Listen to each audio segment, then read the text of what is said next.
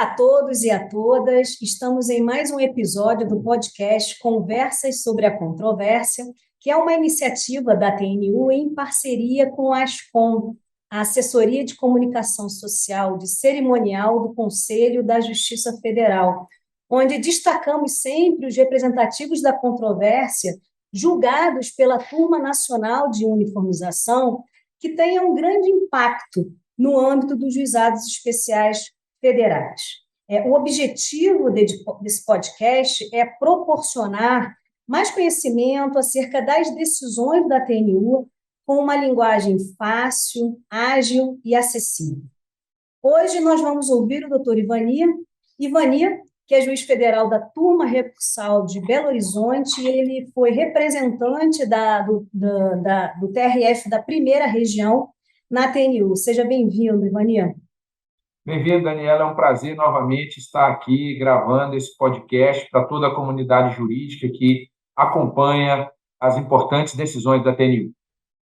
O Ivani aqui, nesse podcast, ele vai nos esclarecer o voto condutor, ou seja, o que foi exatamente decidido e os desdobramentos do entendimento posto no tema 296, onde a questão submetida a julgamento foi exatamente saber se o BPC-LOAS, idoso ou deficiente, integra os conceitos de renda familiar mensal e renda familiar per capita para fins de aferição dos critérios de acesso ao programa Bolsa Família.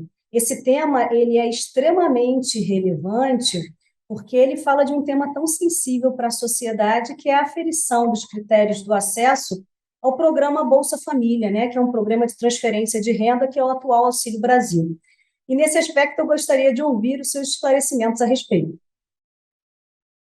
Vamos lá, Daniela. É um prazer dar esses esclarecimentos, tendo sido relator, um voto acolhido à unanimidade pelo colegiado, e, como você disse, um tema extremamente sensível para milhões de brasileiros. A questão posta, Daniela, era a seguinte: nós tínhamos uma família contemplada pelo Bolsa Família, previsto na Lei 10.836 de 2004, que é um programa de transferência do governo federal, que agora, no 2021, sucedido pelo chamado Auxílio Brasil, substituído pelo Auxílio Brasil, mas que seguiu a mesma lógica, que tinha a seguinte lógica construída: vamos proteger as famílias que estão na pobreza e na extrema pobreza através de um complemento de renda, e o critério eleito para esse complemento de renda era a renda per capita familiar.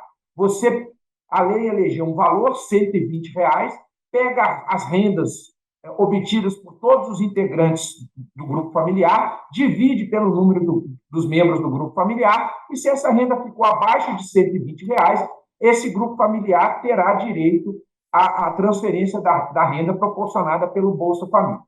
E o caso que nós julgamos foi o seguinte: nós tínhamos um grupo familiar lá no Espírito Santo recebendo o Bolsa Família.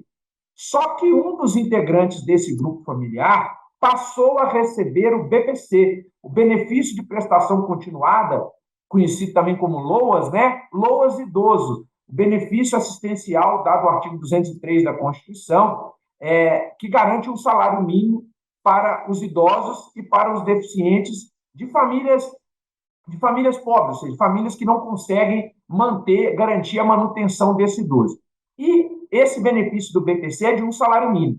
Quando essa família que recebia o Bolsa Família, esse integrante do grupo familiar passou a receber o LOAS no valor de um salário mínimo, foi recalculado a renda per capita, que era o critério que orientou a concessão do Bolsa Família, e esse valor per capita ficou acima de R$120.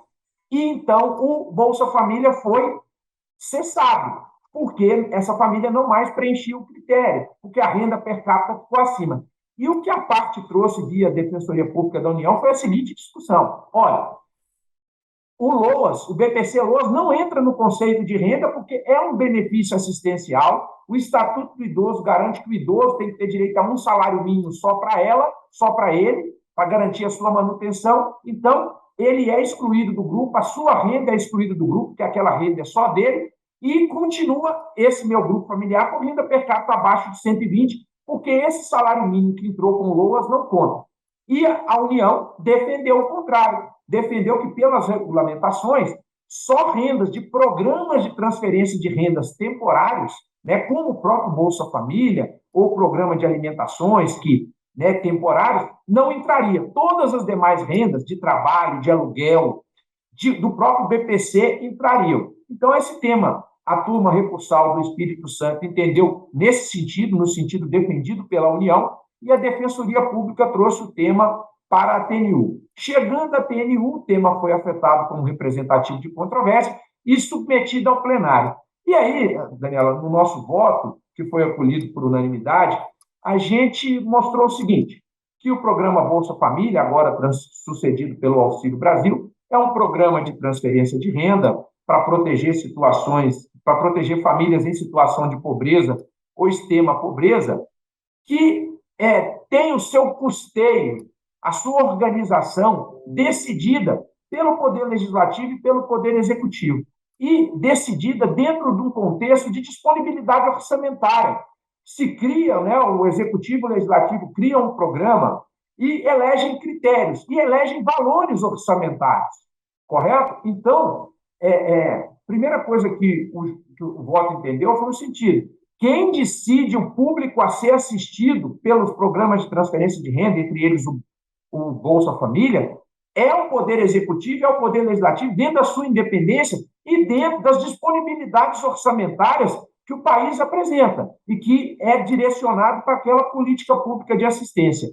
E a gente conseguiu mostrar no nosso voto, conseguimos sensibilizar o colegiado de que a turma recursal do Espírito Santo estava certo, que a Lei 10.836 e que o Decreto 5.209 de 2004, que regulamentou o Bolsa Família, deixou claro o seguinte, que o BPC-Loas, como um programa de assistência ao idoso deficiente, mas um programa permanente, com uma renda mais elevada de um salário mínimo, estava incluído no conceito de renda para fins do Bolsa Família. Diferente de outros programas de transferência de renda temporários, ele não era excluído para fins de cálculo da renda per capita. Nesse sentido, era a lei e era um decreto. Então, a família cujo integrante passa a receber BPC-Loas, a renda desse integrante passa a ser considerada para fins de Bolsa Família. Ou seja, entendeu a política pública instituída no âmbito executivo e do legislativo, que aquela família tem mais aquela renda para compor as suas despesas regulares e deve ser levada em conta para verificar se ela está em situação de pobreza ou extrema pobreza. Nós conseguimos mostrar também que o seguinte, o próprio Auxílio Brasil, que sucedeu o Bolsa Família na Lei 14.284 de 2021, repete essa previsão legal, ou seja, que o BPC-Loas está incluído. Então, doutora Daniela, a TNU, colegiada por unanimidade, resolveu fixar a seguinte tese: o BPC-Loas, idoso ou deficiente, integra os conceitos de renda familiar mensal e renda familiar per capita para fins de aferição dos critérios de acesso ao programa Bolsa Família. Em resumo, entendeu a TNU que, se um grupo familiar está recebendo Bolsa Família ou Auxílio Brasil e um dos membros passa a receber o BPC-Loas no valor de um salário mínimo, o Bolsa Família ou o Auxílio Brasil vão ser cortados? Não, mas vai ter que ser recalculada a renda per capita, incluindo o salário mínimo decorrente do LOAS, para verificar se aquele grupo continua preenchendo o requisito da renda per capita mínima de acesso ao Bolsa Família ou ao Auxílio Brasil. Ou seja, entendeu a TNU que essa restrição colocada pela legislação é uma restrição válida e que qualquer tentativa do judiciário de afastá-la, como pretendeu o CUIL, implicaria em ativismo judicial, implicaria em o judiciário invadir searas reservadas ao legislador e ao administrador e fazer política pública, que não é a nossa função. Em especial, levando-se em conta que os números comprovam que, mesmo com essa restrição, o Bolsa Família e o Auxílio Brasil são programas de transferência de renda extremamente exitosos que ajudam a combater a pobreza e a extrema pobreza de milhões de brasileiros. Obrigada, Ivani, pelos seus esclarecimentos, que, de forma clara, objetiva, esclareceu com maestria esse tema, né, que é tão sensível para a sociedade. Obrigada, Ivani. Obrigado, e a gente está sempre à disposição da TNU, do Conselho da Justiça Federal. Encerramos assim mais um podcast a respeito do tema 296. Até a próxima.